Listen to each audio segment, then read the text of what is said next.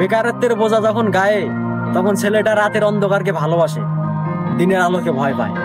18 বছর বয়সী বেকার ছেলেটা এখন বাবার চোখে তাকিয়ে কথা বলতে পারে না। এজন্যই দীর্ঘদিন থেকে একসাথে বসে খাবারটাও খায় না। এক সময় স্বপ্ন দেখতো, আর এখন স্বপ্ন দেখায়। বাস্তবতার ধাক্কায় জীবন কতটা পরিবর্তন হয় একমাত্র 18 বছর বয়সী বেকার ছেলেটাই শেখায়। ঘরের বেকার ছেলেটা ঝোল হিসেবে বাবার শরীরে রক্ত পান করে, আর ভাত হিসেবে বাবার শরীরে মাংস চিবায়। হঠাৎ করে নিজের কাঁধে দায়িত্ব দেখে হতাশায় পড়ে যায়।